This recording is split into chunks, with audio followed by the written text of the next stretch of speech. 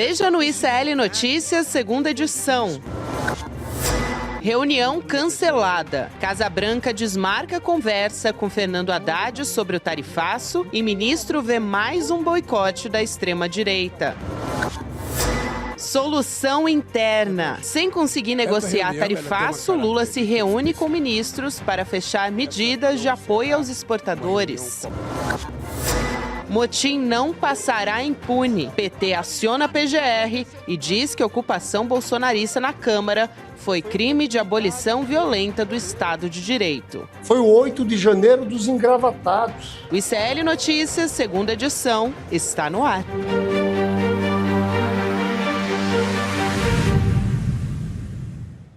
Olá, boa tarde. Seja muito bem-vindo, seja muito bem-vinda. O ICL Notícias, segunda edição, está no ar. Mais uma semana começando nos canais do Instituto Conhecimento Liberta. Eduardo Moreira, boa tarde para você também que nos assiste pela Voz Trabalhadora. Para você que nos ouve pela Web Rádio São João, diretamente de Quixadá, no Ceará, e também pela Rádio Cultural, na região da cidade de Torres, no Rio Grande do Sul, já a postos aqui para falar sobre as novidades que estão pipocando em Brasília depois daquele motim, Chico Sá. Boa tarde para você, meu. Boa tarde. E pensar que faz menos de uma semana o motim, né? Mas está na hora de punir essa gente. Realmente é o 8 de janeiro dos engravatados. Se for deixando, vai ter de novo o 8 de janeiro de quem veio naquelas caravanas, o 8 de janeiro do agro, isso, o 8 de janeiro dos golpistas, mais golpistas, e assim seguimos. Tem que parar com isso. Quem falou isso foi o deputado Lindbergh Farias também, Chico Sá. Ele chamou esse motim, melhor dizendo aqui, de 8 de janeiro dos engravatados. Então, trazendo a notícia aqui de que o PT acionou a PGR contra esses deputados que ocuparam a Câmara ali na semana passada, uma representação que aponta crime de abolição violenta do Estado Democrático de Direito, e esse documento está pedindo a investigação sobre esse motim. Vamos chamar aqui a fala do Lindbergh Farias falando a respeito desse 8 de janeiro dos engravatados, e na sequência a gente vai chamar a Heloísa Vilela também de Brasília. Vamos nessa. Para nós, o que houve aqui na semana passada foi a continuidade do 8 de janeiro. Foi o 8 de janeiro dos engravatados. É a continuidade da tentativa de golpe. É a mesma coisa. O ataque sistemático às instituições. Aí a fala do Lindbergh Farias. Vou chamar a Heloísa Vilela lá em Brasília para conversar com a gente também. Elô, boa tarde para você. Bom ter você com a gente nesse começo de semana. Boa tarde, Gabi. Boa tarde, Chico. Eu acho que o Lindbergh Farias foi muito feliz na maneira como ele descreveu o que aconteceu na Câmara dos Deputados na semana passada, né? Porque ele ressaltou o que a gente vem falando aqui, que é a maneira como essa gente funciona. Então, ataque às instituições, desmoraliza a instituição para solapar a democracia, como eles tentaram fazer no primeiro momento com as eleições, ataque às urnas, ao sistema eleitoral, para dizer que não funciona, para solapar o sistema. Depois, aquela invasão, aquela destruição no dia 8 de janeiro, que também atacou as instituições na sua representação física. E agora, a mesma coisa, impedindo os trabalhos da Câmara dos Deputados, se arvorando de donos da Câmara dos Deputados, né? E para também enfraquecer as instituições mais uma vez, para fazer na marra, na força, fazer valer o desejo, a vontade deles. E o Lindbergh falou, não é possível premiar esse comportamento dando a eles a discussão das pautas que interessam a eles, ou seja, não pode agora, depois do que eles fizeram, tentar discutir no Colégio de Líderes, que se reúne amanhã, as pautas que eles querem aprovar, porque isso seria premiar a tomada de assalto da Câmara dos Deputados. E mais, ele disse também que na última reunião do Colégio de Líderes, que foi naquele dia fatal, onde finalmente, a quase 11 horas da noite, o Hugo Mota retomou a cadeira dele, teve uma reunião de tarde dos líderes do Congresso Nacional e eles foram unânimes em dizer que não poderia haver prêmio para esse pessoal. Não era possível discutir as pautas deles depois desse comportamento, porque senão Como é que vai ser? Toda vez que uma força política dentro do Congresso quiser forçar a discussão de uma pauta, vai parar tudo, vai tomar conta, vai se amarrar com cadeado na mesa da Câmara? Então não pode ser, né? E é isso que ele disse. Então ele entrou com essa representação junto à Procuradoria-Geral da República, porque eu acho que ele também deve estar preocupado se esse pessoal vai ser punido ou não. Porque o Hugo Mota ameaçou de tudo, foi jeito por escrito, que ia chamar a polícia, que ia punir com afastamento de 6 meses. E agora vamos ver se vai, né? Porque ele poderia ter feito isso direto. A mesa da Câmara podia ter tomado essa iniciativa e punido de cara, como fez com o André Janones e fez também com o Gilvan da Federal. Mas não, mandou para a Corregedoria investigar, como se houvesse alguma dúvida do que aconteceu. Então eu falei agora há pouquinho, tem 10 minutos, eu falei com a deputada Camila Jara e ela me disse, olha, havia uma conversa de que a Corregedoria poderia soltar um relatório até a quarta-feira, mas a gente já sabe que amanhã o relatório já estará pronto.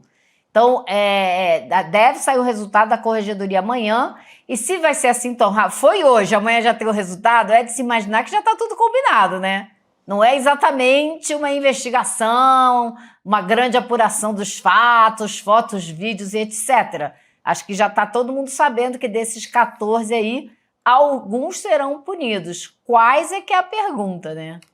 Elô, importante isso que você traz, porque a Camila Jara ela ficou de fora dessa lista, no fim das contas, né? O que era um tremendo absurdo ela ter sido colocada nessa lista, acusada de agredir o Nicolas na Câmara. Ela até fez uma entrevista, a Elô participou dessa entrevista no ICL Notícias, primeira edição, contando o que estava acontecendo, e também o vídeo é muito claro sobre o que estava acontecendo ali, né, Chico? O VAR, esse recurso tão polêmico no futebol, ele deixa explícito que, gente, não dá para puni-la em nada, ela não tem culpa de nada daquele tumulto, do motim, que ficou muito em cima dessas figuras, desses 14 aí, e mais um pouco. Eu duvido muito, essa lista dos 14 tem muita gente, dessa gente barulhenta da extrema-direita, dessa gente muito maluca do bolsonarismo mais raiz. Eu duvido mais na torcida de que vingue. Quem sabe? Não se pode sonhar com uma punição mínima. Mas, pelo que a gente tem visto, né, Elô, pelo repertório do próprio Hugo Mota, pela falta de coragem do Hugo Mota, é difícil rolar a punição para essa gente. Eu vou passar para você com a informação que a gente tem aqui no nosso site, porque tem tudo a ver com isso que o Chico está dizendo, que foi um levantamento do Kleber Lourenço a respeito dos casos que acabam indo para o Conselho de Ética, né? Quando o Conselho de Ética é acionado, o Kleber levantou, está lá no nosso site para quem quiser ler completa a matéria, mas traz as indicações sobre o histórico do Conselho. Então, nessa atual legislatura, a gente tem mais de 80% das representações que foram analisadas pelo Conselho de Ética que terminaram em arquivamento. Então, terminou em pizza. A gente está falando aqui do presidente da Câmara, Hugo Mota, encaminhando para a Corregedoria os pedidos de suspensão cautelar por até 6 meses de 14 deputados, mais uma vez, excluindo a Camila Jara até o momento. Vai lá, Elô. Olha, como eu disse, eu conversei agora há pouco com a Camila Jara e ela me explicou por que o nome dela ficou de fora. Não é que ela esteja livre de algum tipo de investigação ou de sanção, mas o nome dela foi tirado dessa lista porque ele não se relaciona com a ocupação, né, da Câmara dos Deputados, com o motim. O caso dela foi um empurra-empurra, no qual ela está sendo acusada de jogar o Nicolas no chão. Então são casos separados, ações, não tem nada a ver um caso com o outro. Esses 14 estão sendo investigados pela tomada da Câmara em si, por ter impedido os trabalhos da Câmara dos Deputados. Eu acho, aí minha impressão e a da deputada também, é de que algumas pessoas serão punidas sim. Não vai ser todo mundo, mas algumas punições acontecerão. Acho que, por exemplo, o caso do deputado Zé Trovão, que tentou impedir a entrada do Hugo Mota ali na hora que ele foi para retomar a cadeira dele, pode ser muito bem uma das pessoas punidas. Foi uma ação direta dele contra o presidente da Câmara. Quem estava na cadeira do Hugo Mota, que era o deputado Polon, que depois ficou dizendo que é autista, não estava entendendo nada, por isso ficou ali, o que é um grande desrespeito com os autistas do país, também é outro que muito bem pode ser punido. Agora, acho difícil que o Hugo Mota vá punir líderes como o Sóstenes Cavalcante, que é líder do PL. Acho que isso vai ser difícil, mas algumas punições devem acontecer? Devem. E o fato da Comissão de Ética não ter punido, ter arquivado tudo, não quer dizer que a mesa da Câmara agora, depois de um relatório da Corregedoria, não decida punir alguém. Pode punir. Então, acho que assim, também não tem nesse histórico de arquivamentos nenhum caso tão grave como esse de tentativa de impedir os trabalhos, de surrupiar o poder do próprio presidente da Câmara. Então, algo o Hugo Mota terá que fazer, não vai poder sair ileso. E a Camila acha que ela também pode acabar sofrendo algum tipo de punição, apesar dela ter uma defesa muito forte. O Chico estava comentando o VAR, né? Saiu um vídeo muito bem-humorado no fim de semana, que faz justamente uma narração daquela cena toda como se fosse um VAR de futebol. Sim. A gente até publicou, o site do ICL publicou uma matéria sobre isso. E eu, na mesma hora, peguei o vídeo e mandei para a assessoria da deputada, perguntando, vocês viram isso? Tem algum comentário? E hoje ela me disse, olha, a gente vai usar esse vídeo na nossa defesa, inclusive. Por quê? O vídeo mostra claramente que a deputada estava, a cadeira do Hugo Mota estava aqui, o Hugo Mota estava sentado, e ele levanta e empurra a cadeira para trás, e o Nicolas estava bem atrás da cadeira, e é nesse momento que ele cai. O vídeo vai bem devagarinho, mostra que uma das mãos da deputada estava acima do encosto da cadeira do Hugo Mota com um telefone na mão. E a outra mão dela estava encostando no deputado que estava do outro lado dela, não do lado do Nicolas. Uhum. Então, com que mão que ela acertou as partes baixas dele? Eu me pergunto. Então, esse vídeo será usado. É um vídeo de piada, engraçadíssimo, mas que serve de referência para ela apresentar a defesa. Então, ela acha que vai ter uma boa defesa, mas ela espera talvez algum tipo de punição que ela não sabe com que gravidade, mas ela espera punição para vários colegas que estavam tomando a Câmara de assalto também. No caso, qualquer punição a ela vai ser naquela ideia de que, olha só, nós punimos de qualquer coloração, de qualquer partido. Essa enganação que a gente está acostumado a ver no Brasil, que é usar, né, a polarização para fazer esse tipo de coisa, usar os dois ladismos.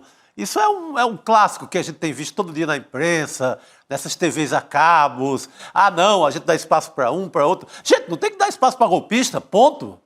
Essa coisa, espaço é para quem quer jogar o jogo democrático.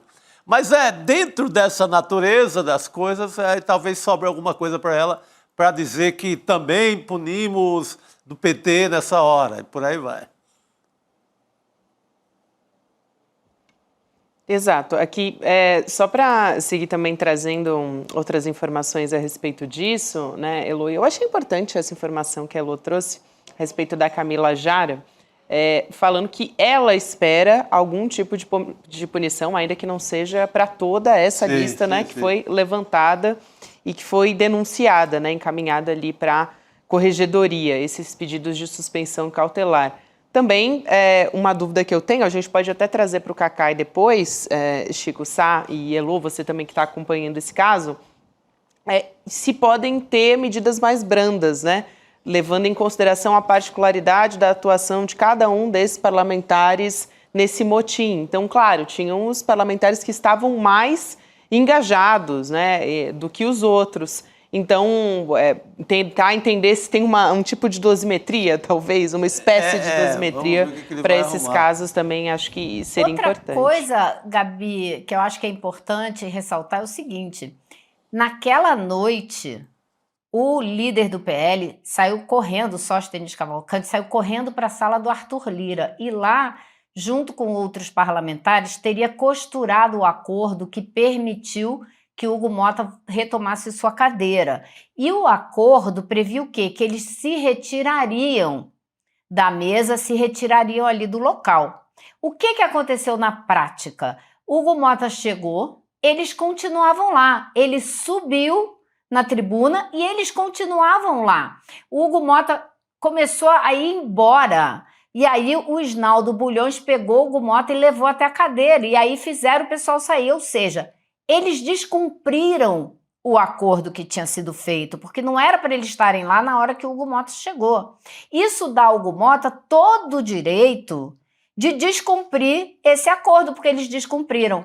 E o Lindbergh foi mais longe. Ele disse o seguinte: eu não sei se alguém ali fez acordo com terceiros, mas não foi essa a decisão da reunião do Colégio de Líderes. Como quem diz para o Hugo Motta, olha, você não fechou acordo com ninguém e até quem fez acordo desrespeitou. Então você tem mais que punir mesmo, não tem que respeitar acordo alheio, até porque o acordo alheio nem foi respeitado.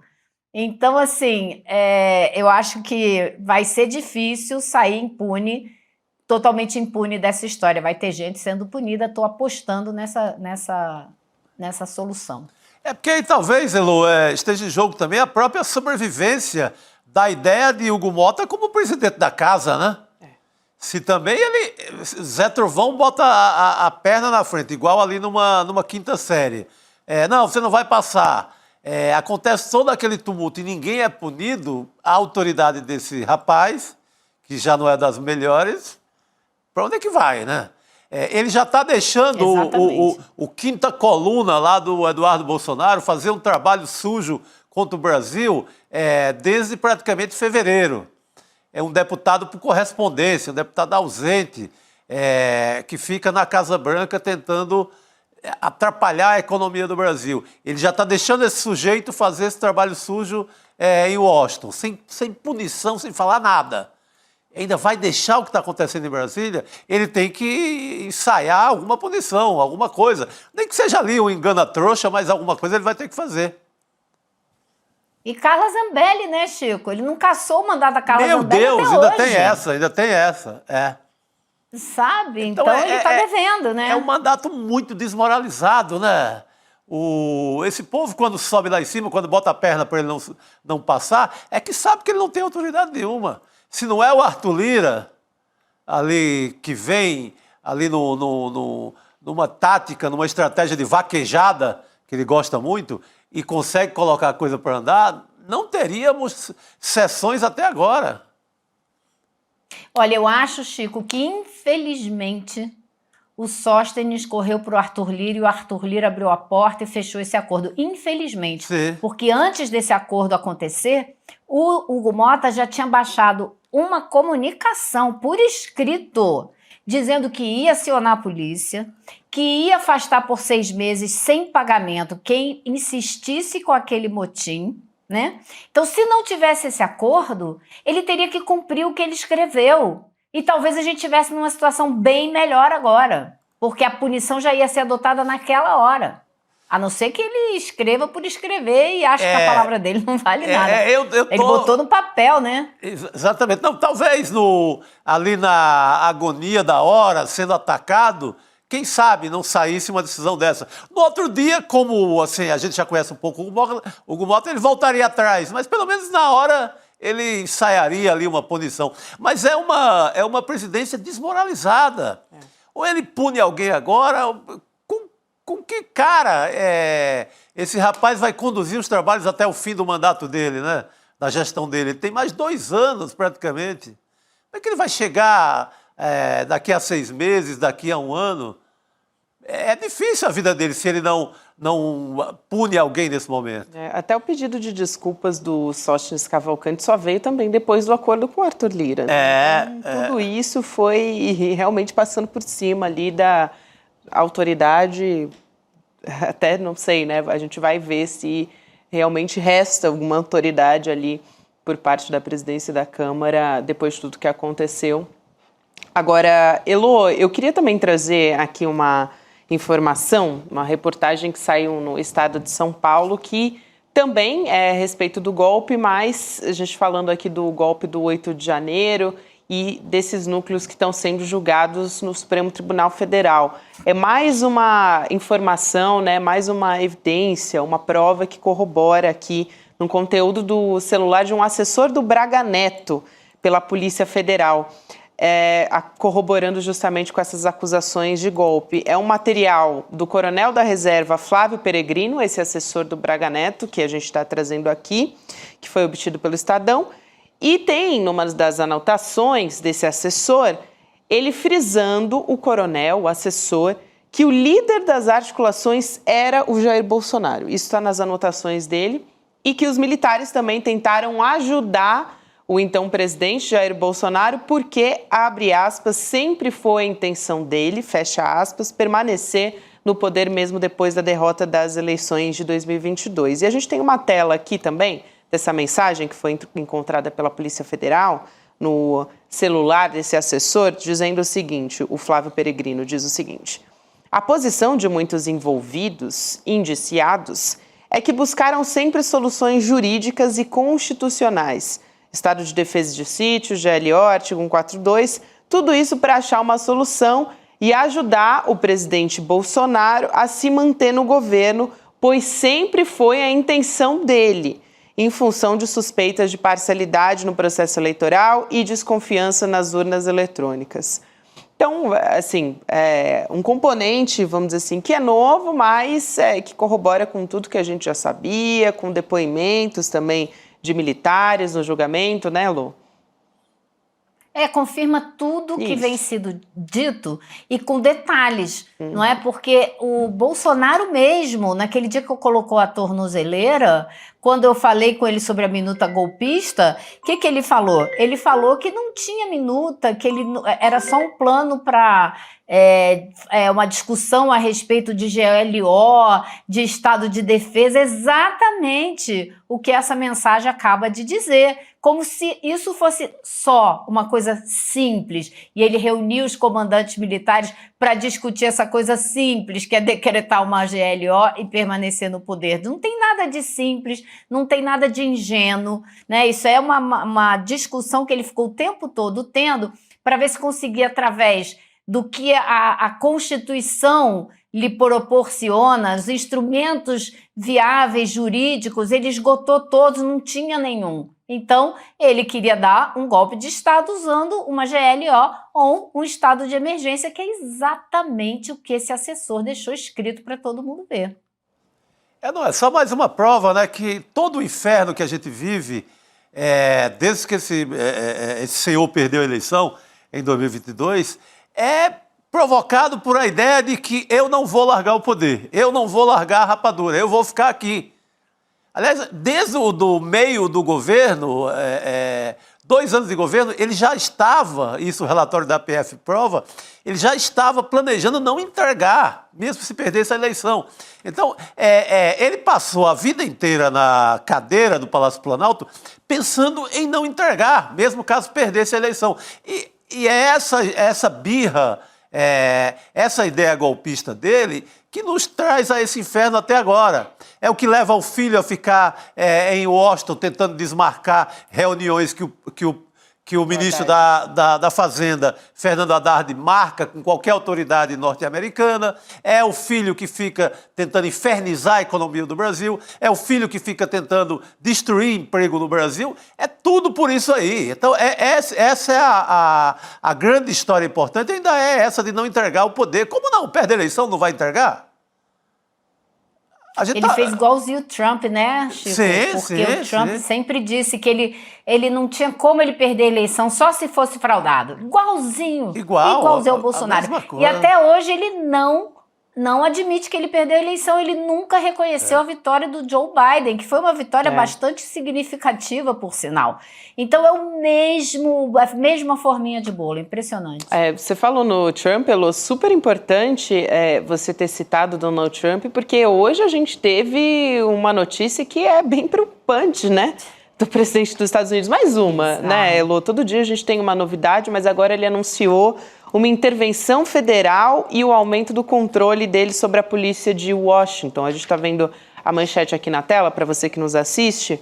Mas o Trump, ele comunicou o envio de tropas, né, para a capital, para Washington, está alegando, olha que importante isso, ele está alegando o aumento da violência urbana, só que isso é uma contradição completa com os dados da criminalidade da cidade. A gente vai colocar aqui na tela para conseguir mostrar melhor essa história, mas o Departamento de Polícia está dizendo que os crimes violentos, né, diminuíram 26% em Washington, isso é com base em dados, nos primeiros 7 meses de 2025, com comparação com o ano passado, né, com o mesmo período do ano passado, em que os crimes, em geral, diminuíram cerca de 7%. Quando eu estou falando de crimes em geral, a gente está levando em consideração, segundo esses dados do Departamento de Polícia Metropolitana, incluindo homicídios, assalto à mão armada, abuso sexual, roubo, enfim.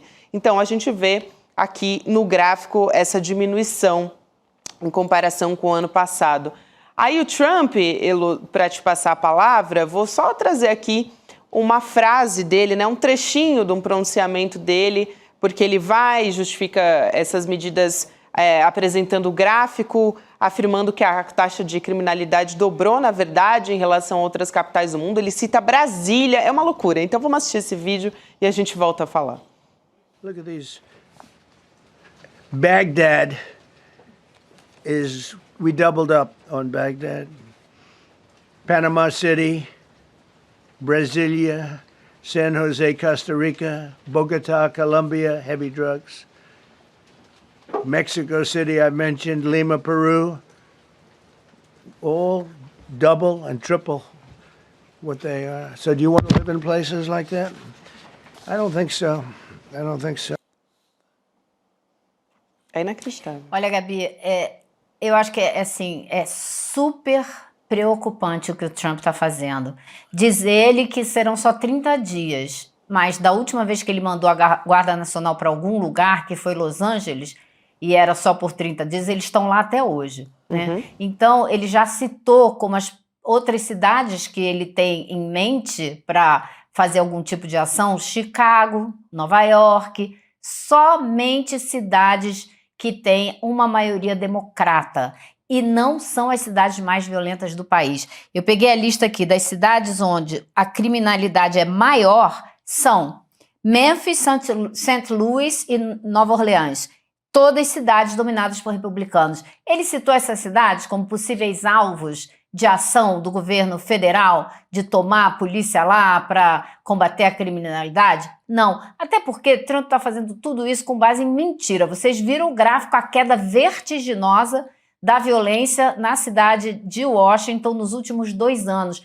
É o menor índice dos últimos 30 anos. Olha aquela queda ali, gente, gigantesca, de 23 para 25.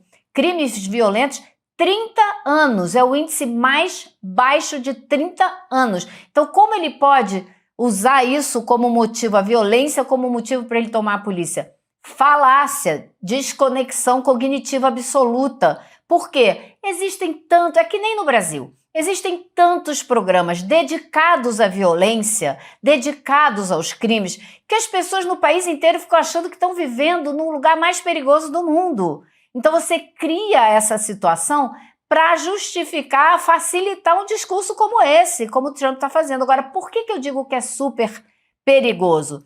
Porque a gente tem as eleições de meio de mandato vindo aí. E Trump sabe, ele sabe que a probabilidade dele perder o controle da Câmara, especialmente, e talvez também do Senado, é muito grande, porque toda eleição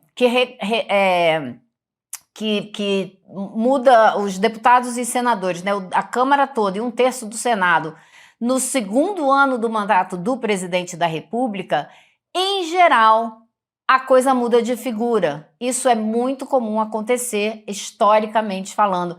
E, assim, na Câmara dos Deputados está por um fio. Se ele perder 2 cadeiras ali, ele já perde o controle da Câmara. Então, ele pode muito possivelmente estar usando esse tipo de ação para começar a testar esse tipo de comportamento, o uso da Guarda Nacional, para ir controlando cidades onde os democratas têm maioria, para ele controlar as eleições. Ele já está falando em ter o governo federal intervir e controlar as comissões eleitorais dos estados, porque nos Estados Unidos cada estado organiza seu processo eleitoral. E ele está querendo fazer uma intervenção federal em vários lugares. Então ele pode muito bem já estar de olho na eleição de meio de mandato para não perder a maioria da Câmara e do Senado.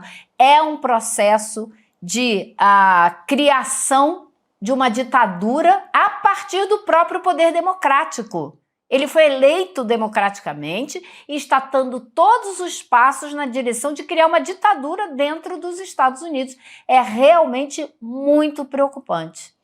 O Trump não é muito forte dele aplicar política de segurança pública, não só política de segurança pública, mas principalmente com resultado em dados, enfim, baseado em evidência, né? Quer dizer, é uma tática que não funciona, enfim, é ineficaz, que ele chama de repressão ao crime. Ele age como se não precisasse de nenhum número verdadeiro, né? Ele cita Brasília também sem saber, ele cita Bogotá, que também tem tido nos últimos anos uma queda no número de violência. Ele sai, pega ali não sei quem fornece esse tipo de número e faz esse tipo de ação. Porque também a comunicação dele precisa ter uma coisa por dia. Tem que ter um absurdo por dia para a máquina não parar de funcionar. A tática do Steve Bannon, né? Exatamente. Um dia tarifaço no Brasil, outro dia eu vou... ameaço pegar todo mundo que está nas ruas de Washington e deportar, porque ele quer pegar essas pessoas e não sei se ele vai mandar para El Salvador, para uma prisão qualquer, não sei para onde ele vai mandar essa gente toda, porque o anunciado é esse. Pega tudo, joga no avião e deporta. E eu acho que tem um risco enorme disso ser só uma desculpa para você usar a Guarda Nacional para repressão política, né? Porque vocês se lembram o que o Trump fez já perto do fim do primeiro mandato dele. Tinha uma manifestação gigantesca naquela avenida que fica a uma quadra da Casa Branca, né? Porque a avenida mesmo da Casa Branca hoje em dia é cercada e tal, mas uma quadra antes dela, ela foi toda ocupada por manifestantes na época daquele assassinato do George Floyd.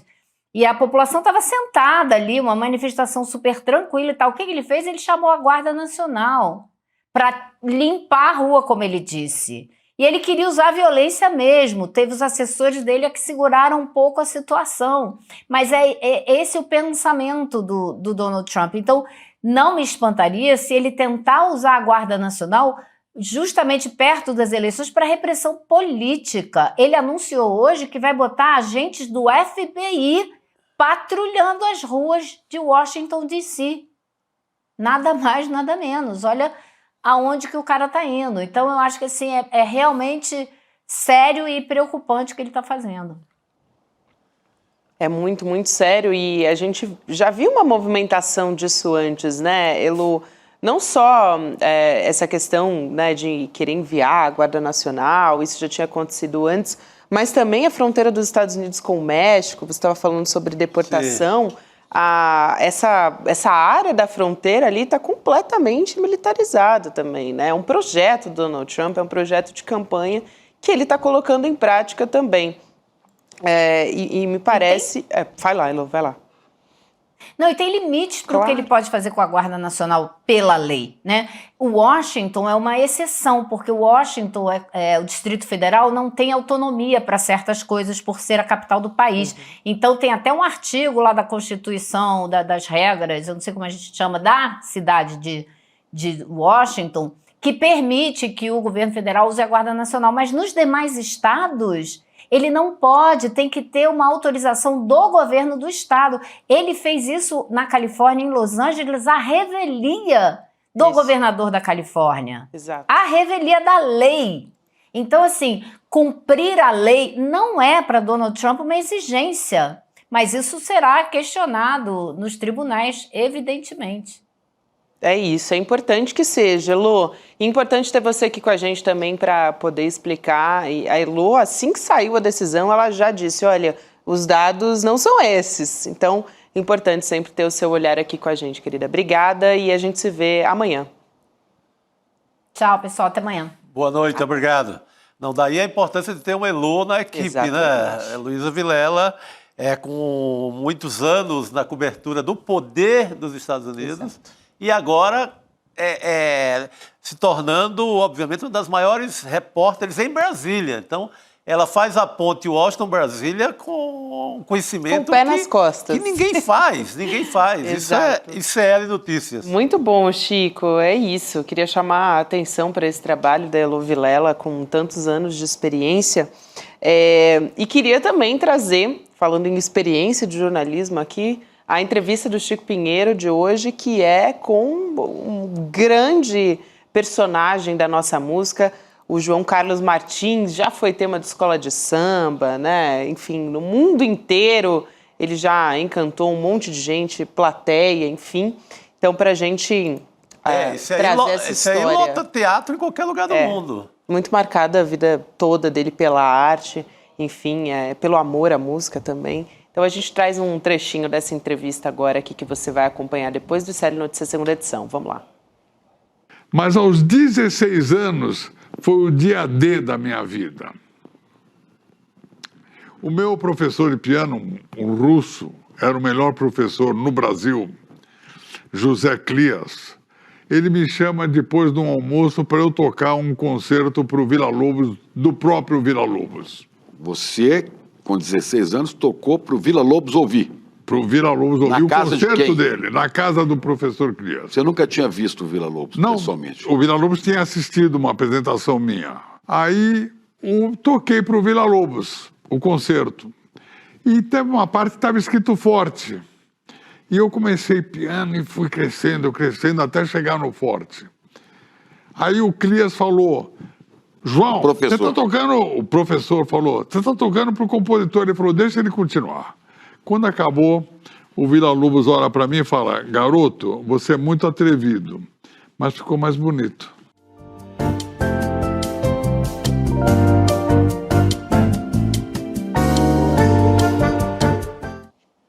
Essa conversa com o maestro João Carlos Martins você acompanha depois do N2, então 7 horas da noite. E para quem está nos acompanhando em vídeo, já viu que Rodrigo Viana se materializou aqui na nossa mesa redonda. O cara chegou sorrateiro. Boa noite, meu querido. Boa noite. Enquanto o João Carlos Martins conversava aí com o Chico Pinheiro, eu entrei no estúdio de volta, né? E acompanhava com vocês um pouco antes as falas da Elo, de vocês mesmos comentando essa situação nos Estados Unidos também. Super preocupante, né? O avanço de uma ditadura nos Estados Unidos, a gente pode dizer, né? Exato, Rodrigo. É preocupante demais e, bom, todos os dias a gente traz falas do Donald Trump, como ressaltou o Chico aqui, que são absolutamente preocupantes. É uma tentativa realmente de colocar notícias que geram o caos, né? Uma tática do Steve Bannon, que Sim. o Donald Trump aplica na prática como se fosse uma política convencional, já virou convencional do governo Donald Trump. Ele gera o caos para depois ele mesmo ser aquele que Exatamente. Resolve o caos. Exatamente. Assim como ele negociar, né, como no tarifaço, por exemplo. Ele está querendo ganhar o Prêmio Nobel da Paz. Ele faz a guerra e depois ele quer colher o Prêmio Nobel da Paz. Até agora não conseguiu colher paz em lugar nenhum, né? Pelo amor de Deus.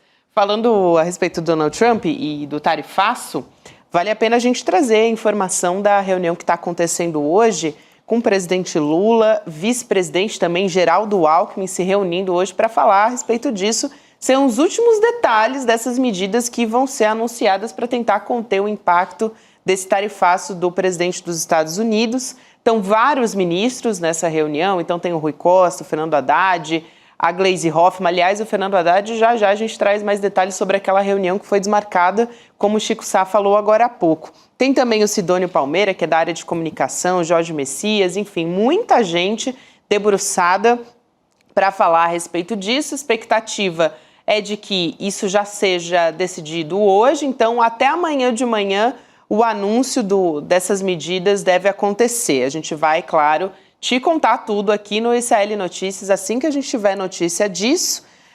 Já tem algumas ações planejadas que estão ventilando nessa história, então linhas de crédito, aumento de compras governamentais, para tentar absorver uma parte desses produtos que vão deixar de ser exportados para os Estados Unidos. A Débora Maganha está aqui com a gente para ajudar a gente a entender essa história. Chega quem entende, né? Chegando Débora Maganha chega aqui no quem N2. Entende do babado todo. Boa noite, minha amiga.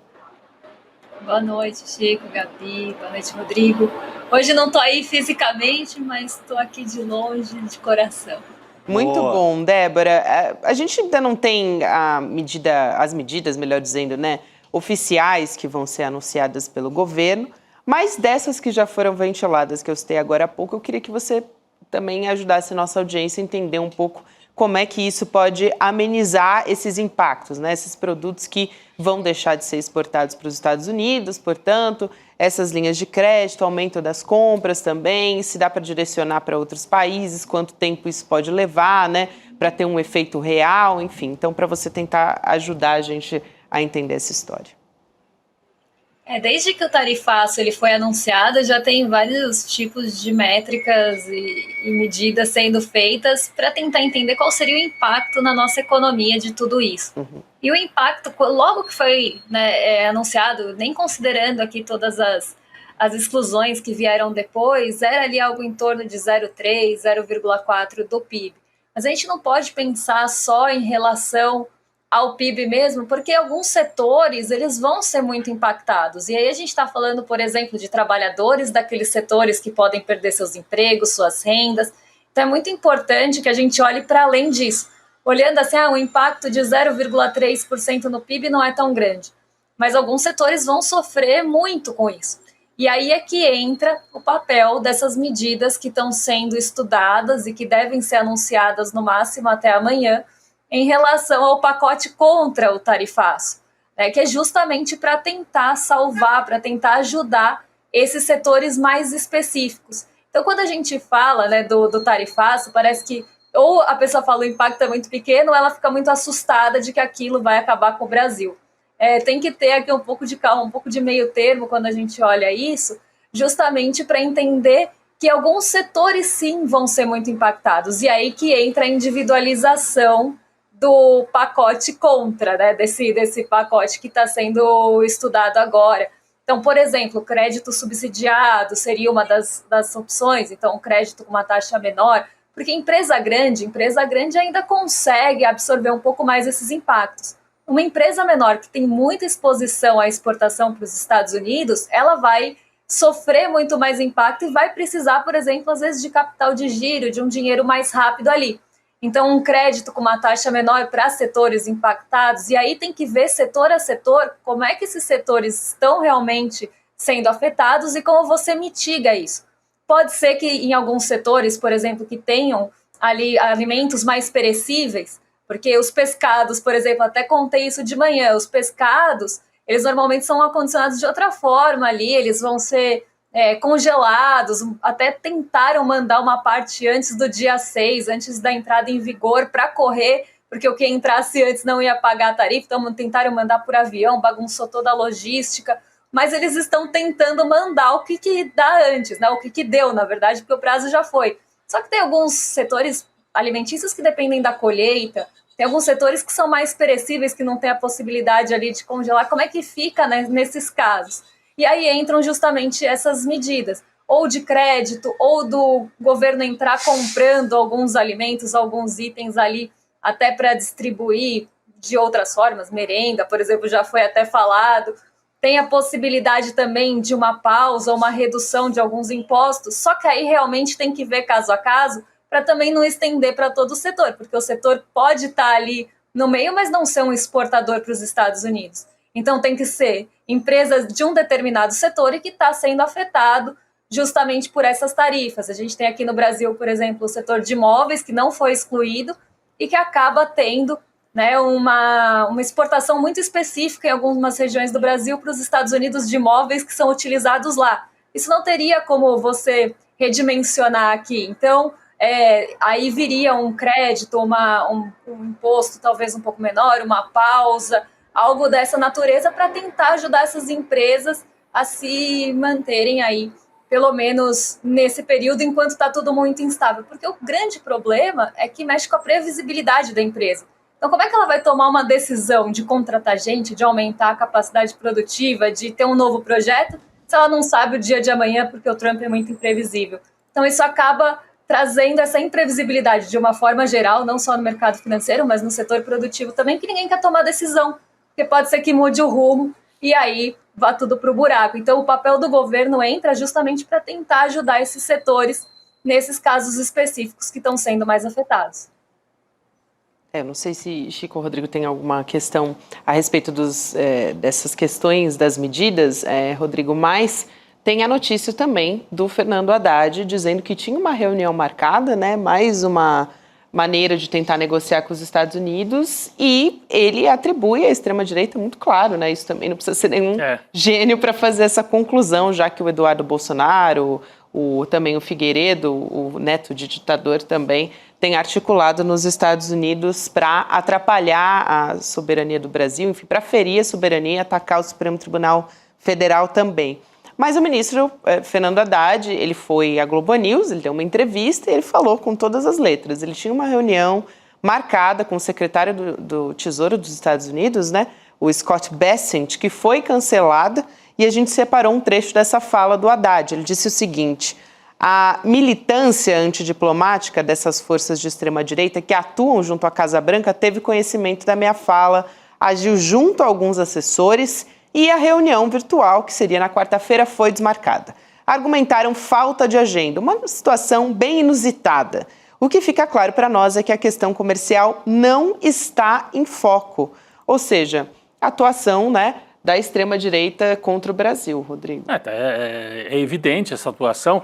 O Eduardo Bolsonaro, né, Chico, Débora e Gabi, disse explicitamente já na semana passada que ele ia fazer tudo o que fosse necessário para impedir as conversas entre o governo brasileiro e o governo do Donald Trump, e está fazendo. E o Fernando Haddad agora explicitou, trouxe isso à tona nessa entrevista, e eu só discordo ali da frase que ele usou, ele falou militância antidiplomática. Na verdade, é uma militância diplomática a favor dos Estados Unidos. Eles estão militando a favor dos interesses dos Estados Unidos e não a favor do interesse da economia brasileira, né? E estão fazendo isso, inclusive, pretendendo incluir mais gente também nas sanções. Então, você sanciona autoridades brasileiras, por enquanto Alexandre de Moraes, vai se expandir para outros ministros do Supremo e sanciona o povo brasileiro, as empresas brasileiras, o empresariado brasileiro, a burguesia brasileira, por que não dizer com todas as letras, né? Hoje eu estava vendo um caso inusitado daquela empresa Taurus de arma, que está pedindo ajuda, pelo amor de Deus, para o governo Lula, e sendo que o CEO da empresa tinha comemorado quando o Trump ganhou. Então, o bolsonarismo ataca, inclusive, os setores aos quais o bolsonarismo estava ligado, até ideologicamente, como o setor armamentista. E esse cancelamento é muito sério, né? Porque é um dos poucos canais que tinha sido aberto para conversa e que foi interrompido por uma pressão da extrema-direita e por um desejo do Trump também, né?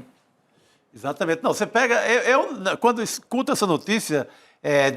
por exemplo, lá no Ceará, o povo do pescado vai todo perder dinheiro, etc. Cara, eu fico com vontade, tem que mandar a conta para a casa do Bolsonaro em Brasília, direto para a família.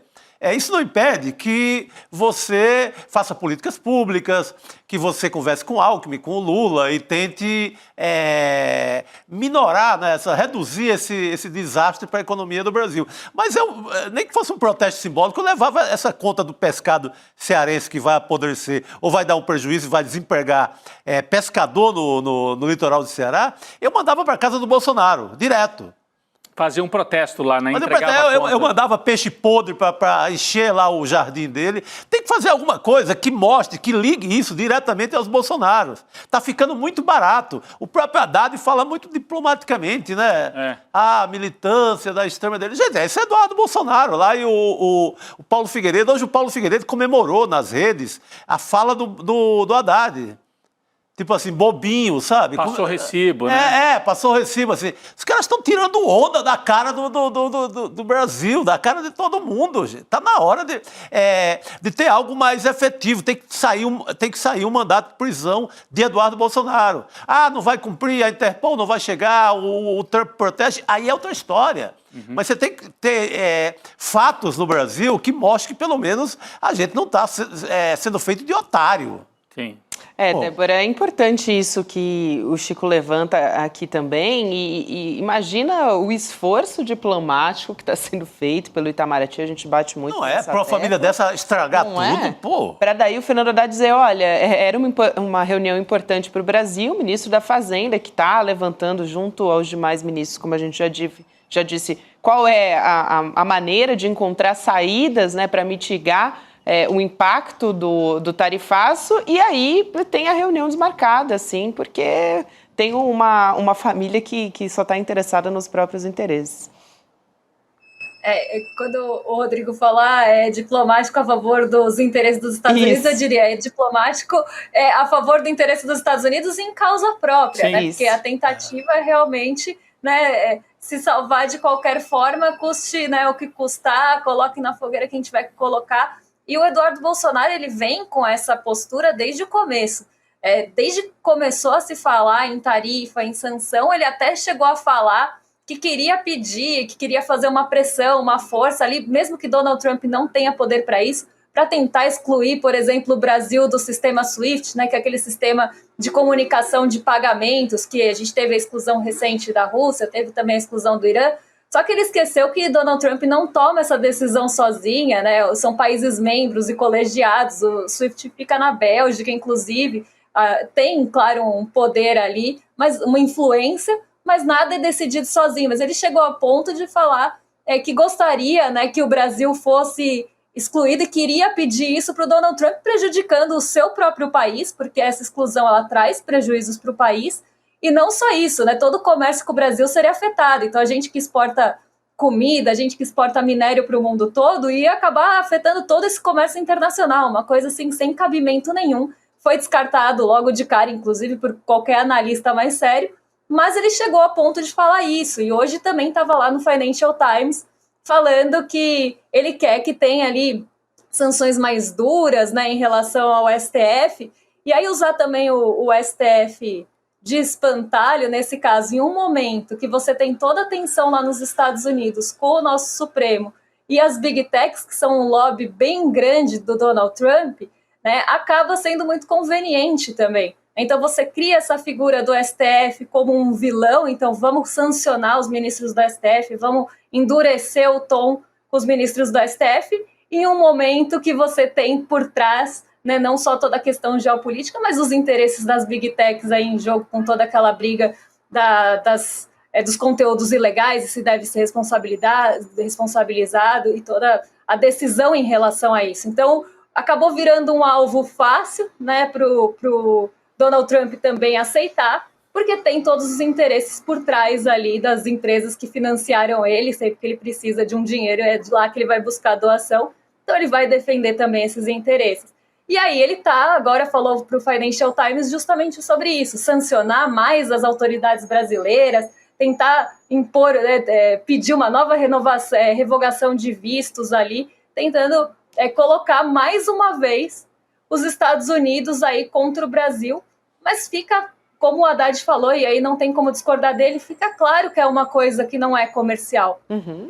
Isso está escancarado desde sempre, mas esse descompromisso, né, desmarcar com uma coisa que estava sendo super esperada, inclusive desde a semana passada, desmarcar por falta de agenda, né, fica na cara que não é realmente uma questão comercial ou econômica. Tem esferas políticas e geopolíticas muito grandes aí por trás. Lógico, Débora. Se fosse por falta de agenda, não teria nem marcado, né? Então tá muito claro aí quais são os interesses que estão envolvidos.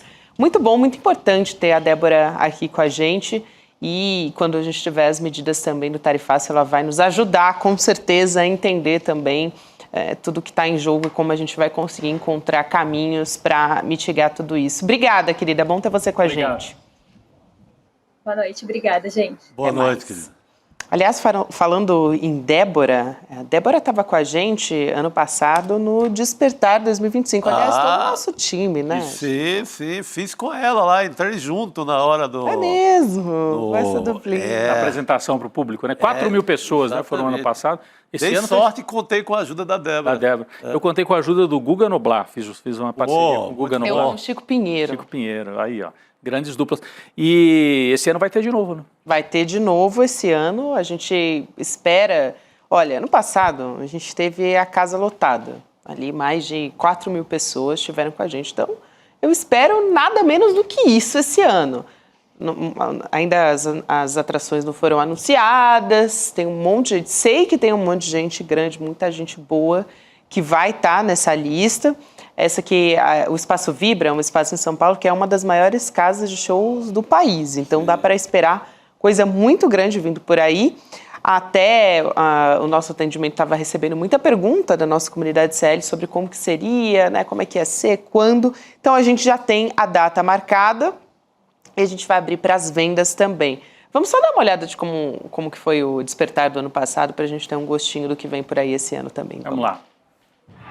O único jeito da gente verdadeiramente libertar seria oferecendo para o Brasil inteiro a possibilidade de estudar com as mentes mais brilhantes e críticas do mundo. Porque o jornalismo é um espaço privilegiado na luta pela justiça. Porque a justiça é filha da verdade e a busca da verdade é a principal função da nossa profissão. Ser um indivíduo que sonha, mas não perder a conexão com a comunidade a que você pertence, esse é o segredo, na minha opinião, do sucesso do país.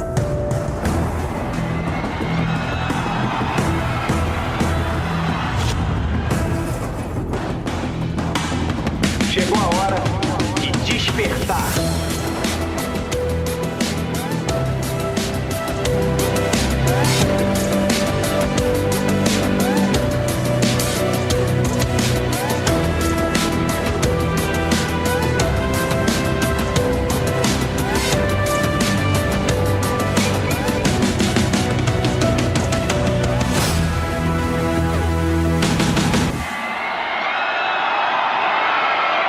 Só o conhecimento liberta.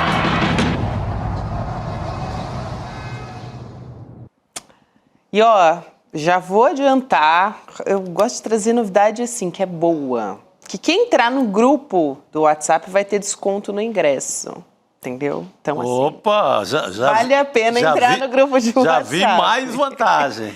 icl.com.br/despertar para garantir desconto no seu ingresso.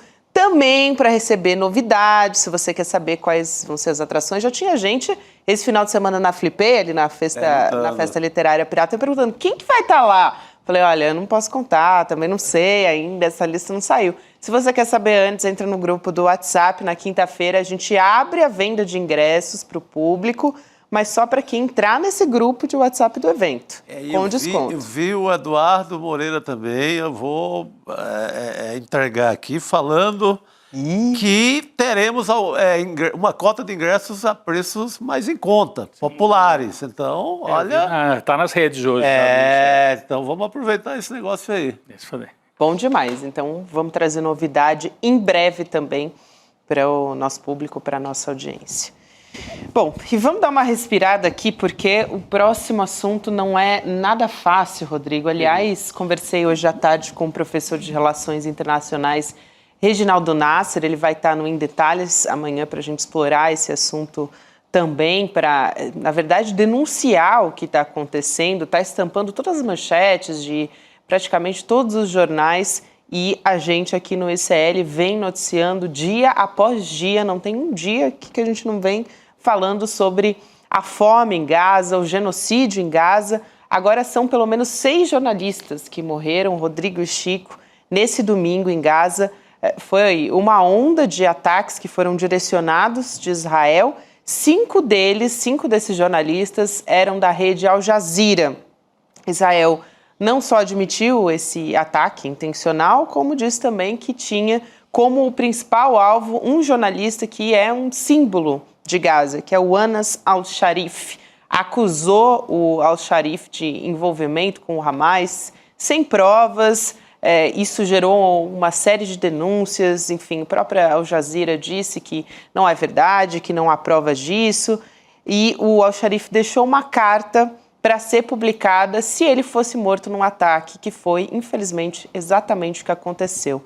Então, a gente separou um trecho dessa carta, que a gente vai colocar aqui na tela, do Anas al-Sharif, que ele deixou, né, para ser publicada, e ele diz o seguinte: essa é a minha vontade e a minha mensagem final. Se essas palavras chegarem até você, saiba que Israel conseguiu me matar e silenciar a minha voz. Vivi a dor em todos os seus detalhes, experimentei o sofrimento e a perda muitas vezes, mas nunca hesitei em transmitir a verdade como ela é, sem distorção ou falsificação.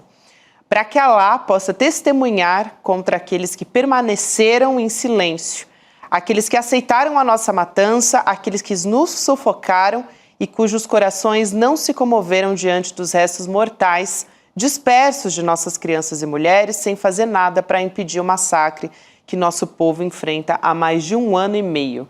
Aliás, no nosso site, a gente também está estampando com uma manchete que foi a Heloísa Vilela que trouxe os detalhes dessa carta que o Anas al-Sharif deixou, uma carta que foi publicada postumamente por um colega de trabalho do al-Sharif. Israel conseguiu me matar, é o título que estampa a nossa manchete principal do nosso site. É até difícil falar sobre esse assunto, né, Chico, Rodrigo, porque os jornalistas já tinham denunciado há semanas atrás que estavam passando fome. Enfim, eles estão vivendo nas mesmas condições que toda a população de Gaza. Israel atacou uma tenda dos jornalistas. Quem já participou de coberturas especiais, muitas vezes se consegue criar algum tipo de estrutura assim para os jornalistas trabalharem. Então tinha uma tenda para os jornalistas na porta de um dos principais hospitais lá de... o Al-Shifa. O Al-Shifa. E o ataque foi direcionado, não é que foi assim, acertamos míssil perdido, seria, né, em vez de bala perdida, não. Foi um míssil achado, direcionado especificamente para assassinar os jornalistas que se sabia estavam dentro daquela tenda. Israel não só assumiu, como disse que fez porque tinha suspeita de que esse jornalista teria envolvimento com o Hamas, que é o que todo regime extremista faz. Qualquer um que é assassinado... Antigamente porque é comunista, né? O Vladimir Herzog foi assassinado porque era comunista. Agora é Hamas, tudo é Hamas. Todo mundo é do Hamas, e mesmo que fosse, né? Porque o Hamas é um partido que foi eleito para administrar. É um partido, é um braço armado, Israel considera um grupo terrorista. Mas foi escolhido pela maioria do povo da faixa de Gaza para administrar aquele território. Então, se o sujeito tem uma ligação com o Hamas, não sei se tem ou não, mas ele tem a ligação com uma força política que administra aquele território. Não é com um grupo perdido lá no meio do nada. Então, é a mesma coisa que Israel bombardeasse o Brasil. Não, eu estou matando porque esse aqui é filiado ao partido X. Entendeu? Então, assim, é a barbárie total. Se precisasse de mais alguma comprovação. E Israel não vai parar. Assim, é um regime assassino, não tem mais o que dizer. É um regime fora da lei, assassino, bárbaro, né, que está cometendo o maior massacre desde a Segunda Guerra Mundial. Inclusive, jornalistas já morreram mais do que na Segunda Guerra Mundial. Mais jornalistas em Gaza assassinados do que na Segunda Guerra Mundial. Não só na Segunda Guerra Mundial, mas são diversas guerras que foram contabilizadas. Foi um instituto, eu já vou levantar, o Instituto Watson que fez esse levantamento, que juntou o número de mortes de jornalistas em todas essas guerras, as principais, as mundiais, também outras guerras foram contabilizadas. A gente tem mais de 200 jornalistas mortos nessa matança de Gaza.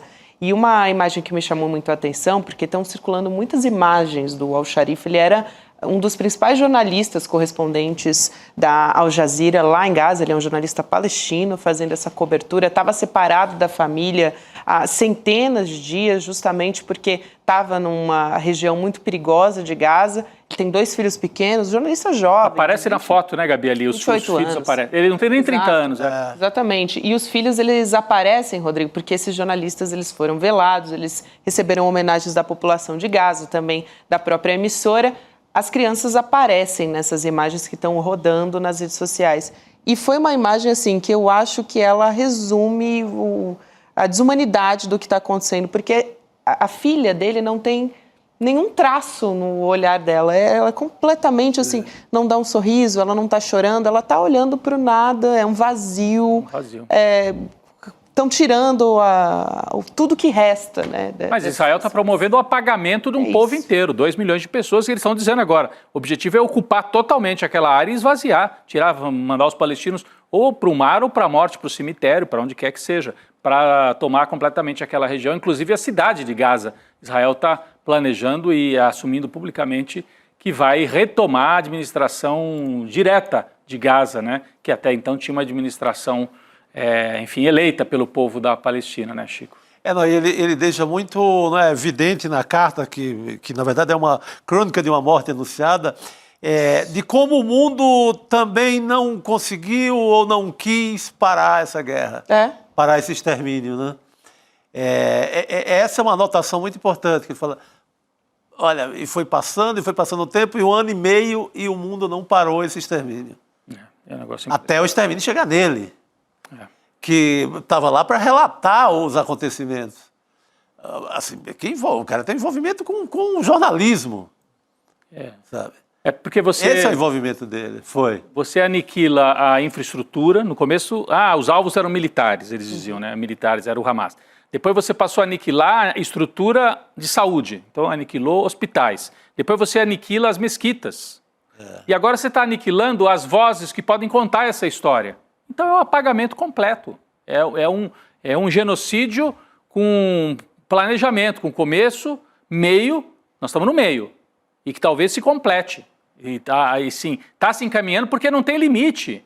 O que precisa para que a ONU, por exemplo, se mobilizasse e mandasse capacetes azuis para essa região e falasse, agora vocês vão ter que bombardear os capacetes azuis da ONU, é isso que vocês vão fazer? Aliás, a ONU está condenando, né, o Escritório de Direitos Humanos da ONU está condenando o que eles chamam de graves violações dos direitos humanos, mas não é o suficiente, gente, não é o suficiente. O Netanyahu já disse que não tem outra alternativa a não ser eliminar os palestinos, terminar o trabalho. Terminar o trabalho. A solução final. Era o que o Hitler falava, a solução final, porque no início do nazismo a solução final veio depois de alguns anos. No começo, não, trabalhos forçados. Depois, não, trabalhos forçados não, vamos eliminar mesmo. E aí se chegou a 6 milhões de mortos. Então, o Israel, depois de tentar várias formas de criar guetos ali na área da Palestina, está partindo para a solução final dos palestinos. E hoje matou alguém que contava essa história. 6, na verdade, mas o mais conhecido, o Al-Sharif, né? O Al-Sharif, que trabalhava para uma das principais televisões do mundo, né?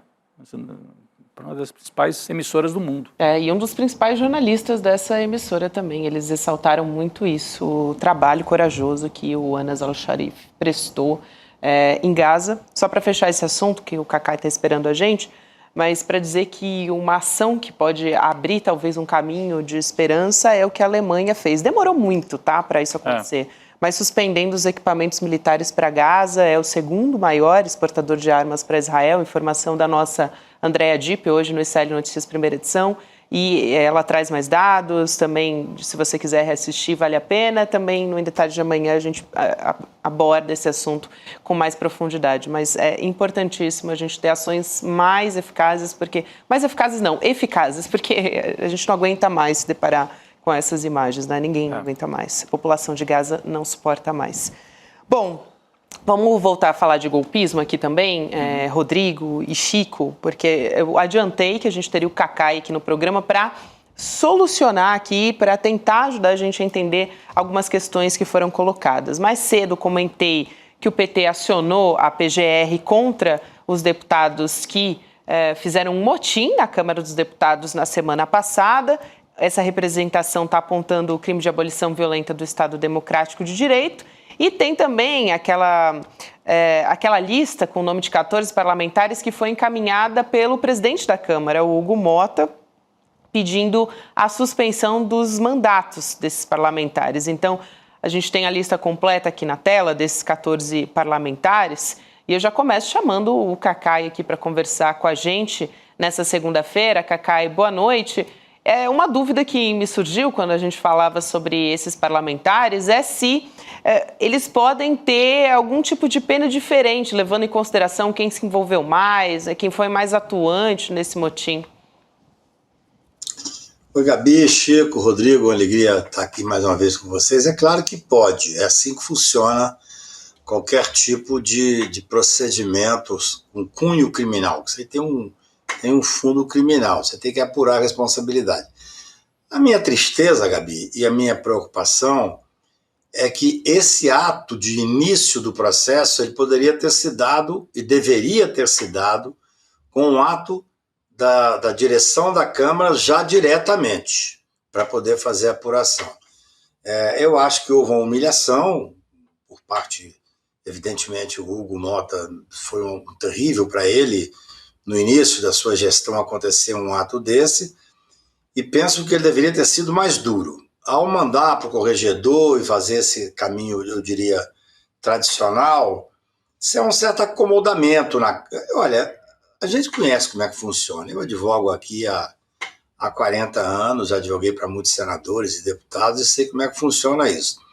o tempo é favorável para quem está sendo investigado. Então, assim, você tem 5 ou 6 que deveriam ter sido punidos imediatamente. Assim. Eu sou contra as punições sumárias, mas existe a previsão. Teve um deputado que proibiu com o pé a chegada do presidente da Câmara, do Hugo Mota. É algo espantoso. É algo inacreditável isso. Você tem um que se negou a sair da mesa e agora diz que é autista. Então, assim, tem uns 5 ou 6 deputados que deveriam ter tido uma punição imediata, exemplar, para que começasse a discussão. Aí depois você ia discutir. Você tem todo... Gente, hoje está tudo filmado. Qual a participação que o fulano teve? Vai mostrar qual é que teve. O problema é que com a demora, manda para o corregedor vai tomar providência. Eu tenho muita preocupação disso não chegar a nada, é a desmoralização. Não é só da Câmara, não. A Câmara já está desmoralizada há muito tempo. Mas do deputado que acabou de assumir a presidência, que é novo. Já foi muito ruim para o Hugo o fato de que eles procuraram o Arthur. Eu até tinha mandado uma mensagem para o Arthur. Arthur, onde você está? Entendeu? Porque a gente sabe a força do Arthur Lira no Congresso. Agora, para o presidente, a reunião ter sido no gabinete do Arthur Lira já é complicado. Então, assim, veja bem, o que nós temos que cobrar? Nós temos que cobrar, Rodrigo, uma ação que seja a mais pronta possível. Porque se você entrar no ritmo normal, acabou. Não vai ter nada. Não vai ter absolutamente nada. Tem 5 ou 6 ali que mereciam, repito, eu como advogado sou sempre refratário a soluções sumárias. Mas existe a previsão. Tanto é que no dia, eu me lembro, eu conversei com vários deputados, me ligaram, senadores me ligaram, eu falei, gente, aí não tem muita saída. Você tem um cara que bota o pé na frente do Hugo. Foi uma coisa... Foi o Zé Trovão, né? Nós vimos. Foi o Zé Trovão. O o aquele Zé do Trovão. chapéu, O Hugo chegando para sentar, ele teve que voltar.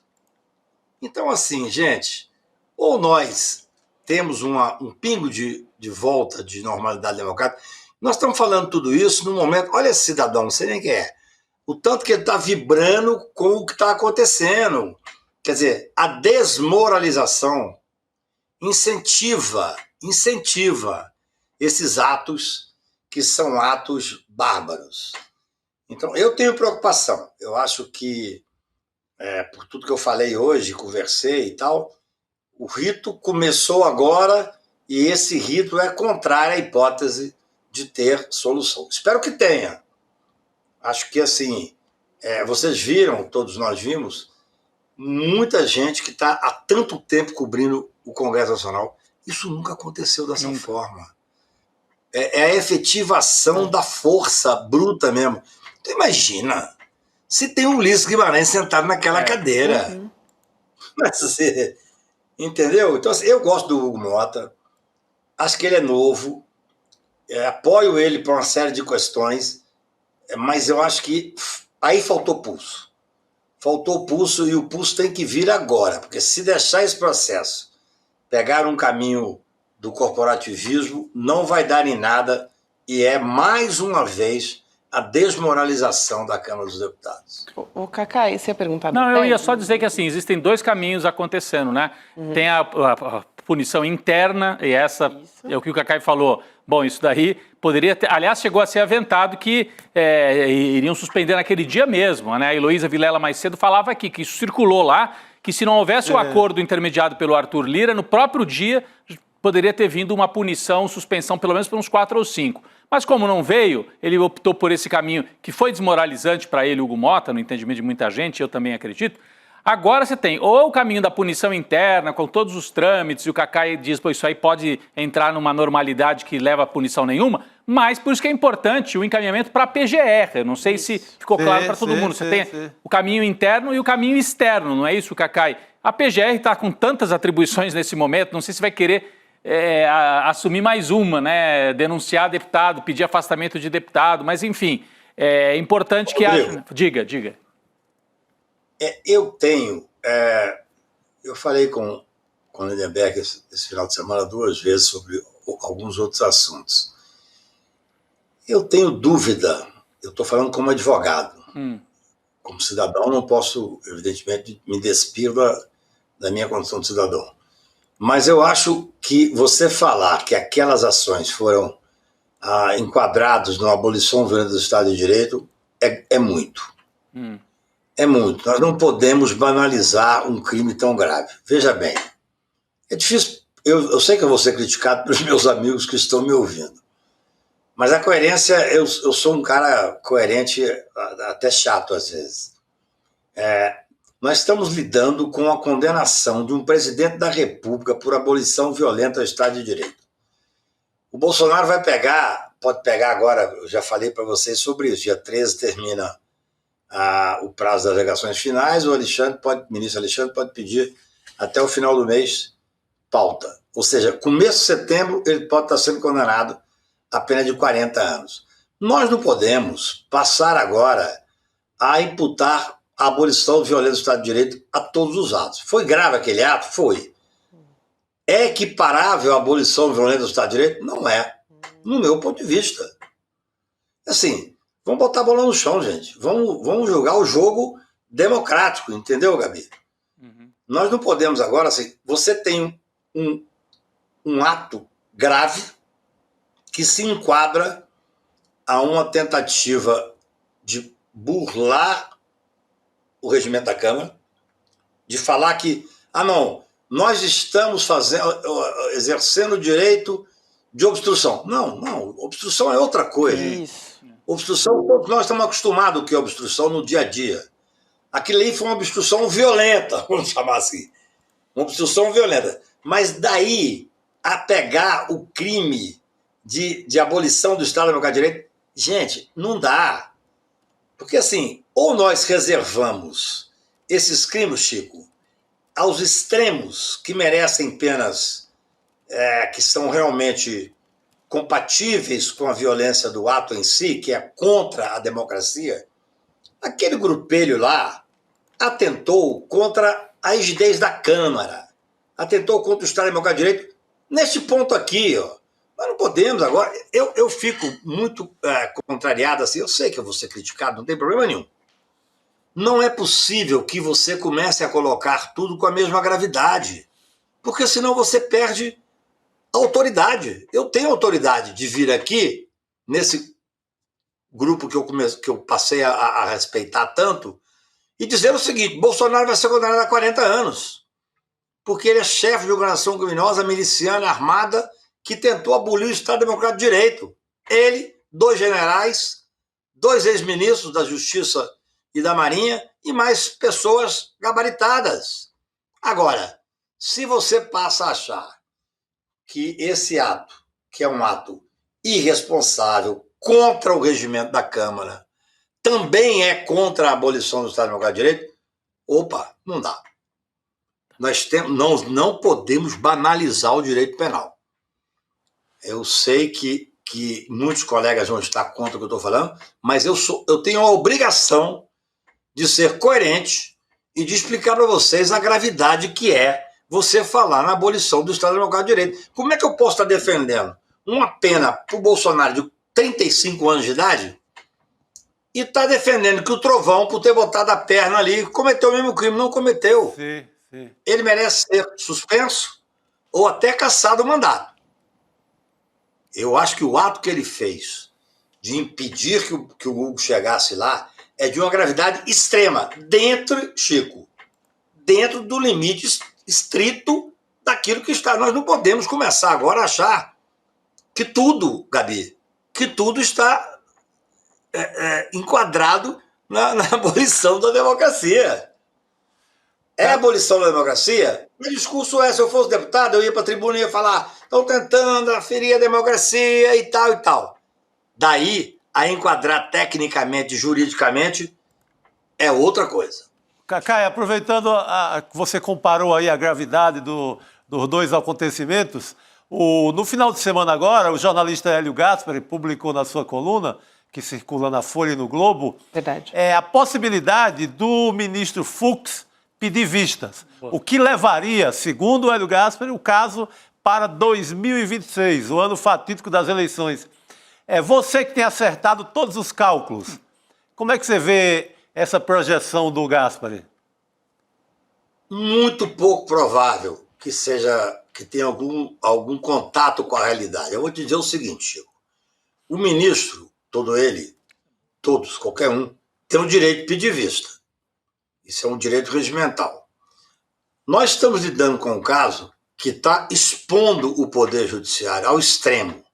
Nós temos 8 ministros que estão sendo penalizados por uma ação arbitrária, absurda dos Estados Unidos. Nós estamos sofrendo um momento de extrema gravidade, onde você tem um deputado que deveria estar já com prisão preventiva decretada, que está nos Estados Unidos atentando contra o Estado brasileiro. Então, assim, para nós, que somos pessoas que estamos acompanhando no dia a dia esse processo, a coisa mais importante é julgar. Julgar. Eu tenho dito isso tem alguns meses. Nós só conseguiremos, na minha visão, pacificar o país quando esse processo estiver julgado, transitado em julgado, quem tiver preso está preso, quem não tiver sido absolvido está absolvido e o processo segue. Eu duvido que o ministro Fux vai expor a casa que ele está sentado há tantos anos, que ele já foi presidente, a um risco enorme, inclusive de desmoralização e reprimendas internacionais, com um pedido de vista. Um pedido de vista agora representaria... O processo, em regra, sempre tem a hipótese de um pedido de vista.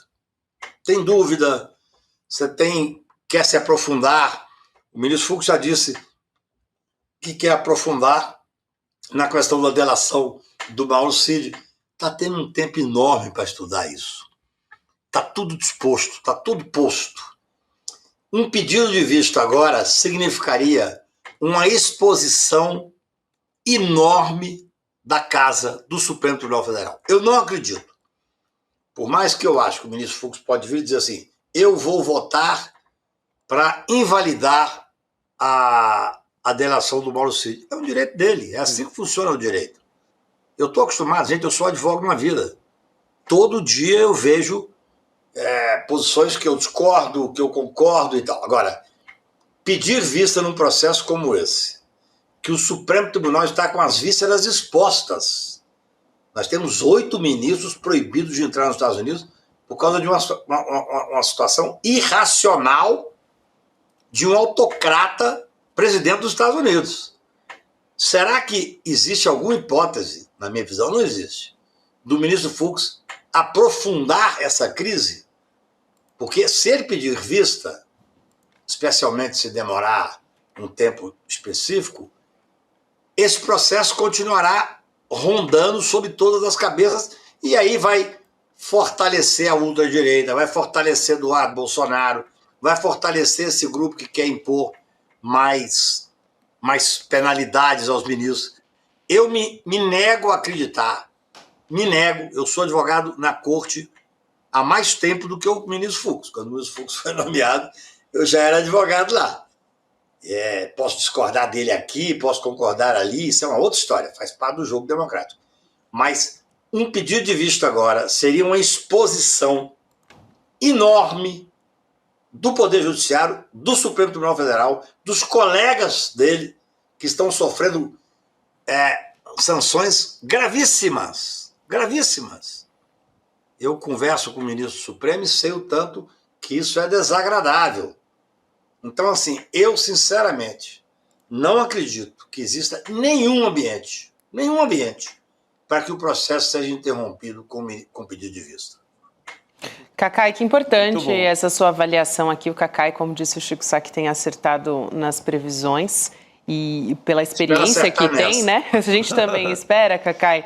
E eu quero aproveitar, eu sei que a gente tem só mais um minutinho aqui, mas porque a defesa da Carla Zambelli está se articulando para tentar apresentar a novos laudos médicos para tentar fazer com que ela consiga escapar da prisão, pelo menos temporariamente. Nessa quarta-feira tem uma nova audiência que deve acontecer e a defesa quer demonstrar a fragilidade da Carla Zambelli. Ela tem uma síndrome rara que causa frouxidão nos músculos, nas articulações, e a Zambelli está tendo acesso aos medicamentos nesse momento, na prisão, lá na Itália. Só que o que a defesa quer com isso é que ela guarde esse processo de extradição aqui para o Brasil, fora da cadeia. Então, queria entender a probabilidade de eles conseguirem ter sucesso, né, apresentando esse pedido.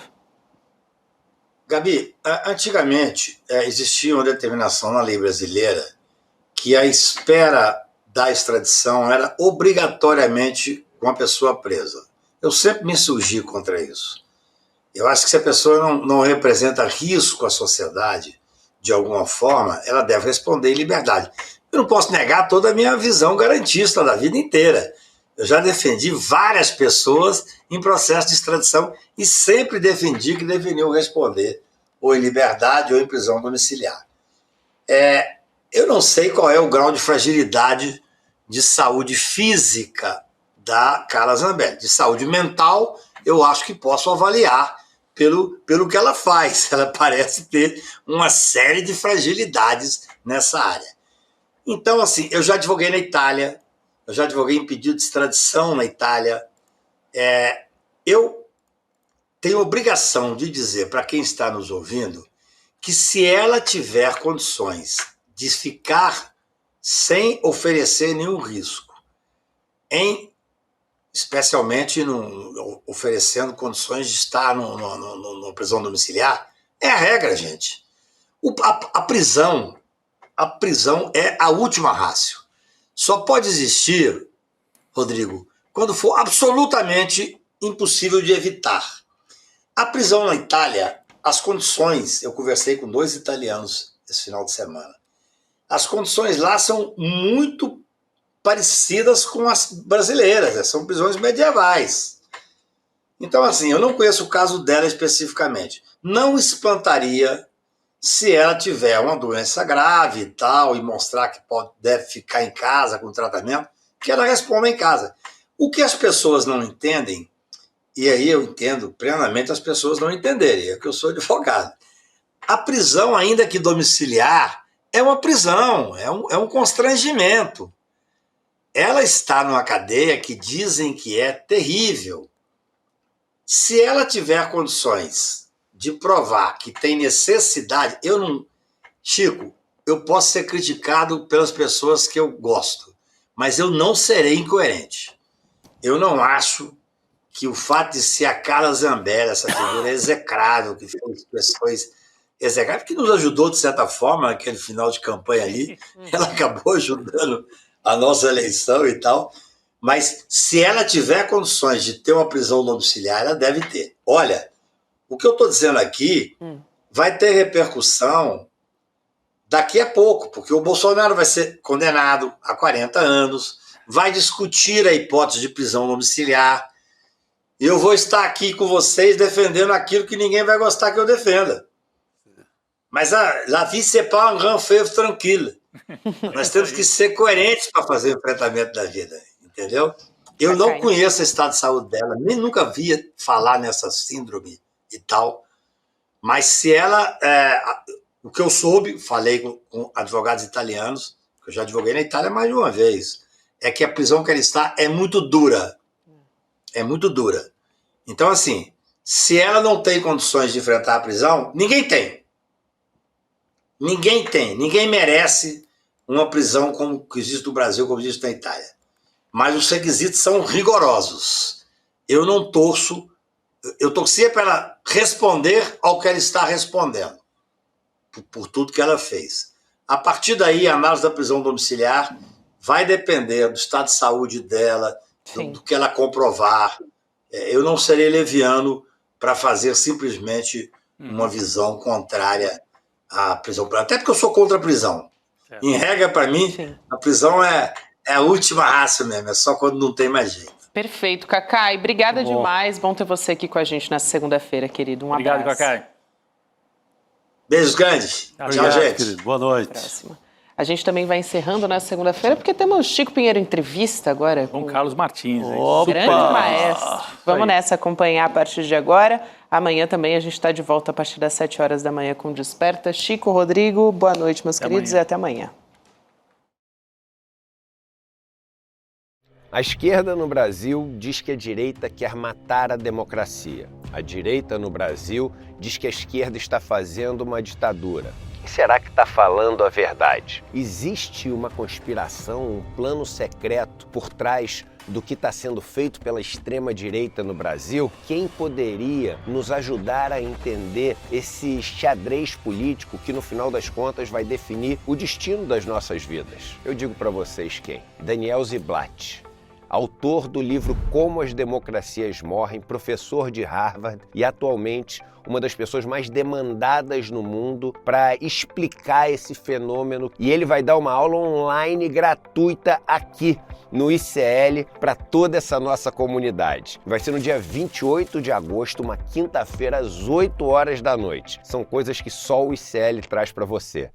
Você tem um canal, rádio ou TV? Chegou a hora de levar ao seu público o jornalismo que faz história. Democracia! No ICL, você tem acesso exclusivo a Chico Pinheiro. Esses caras fardados sempre estiveram tumultuando a vida democrática neste país. Leandro Demore. Que foi tudo tomado pela água. Heloísa Vilela. Que a mesquita é aqui dentro do campo de refugiados. Juliana Dalpiva em campo. O conjunto probatório é muito forte. Apurando tudo de perto, feito por quem entende.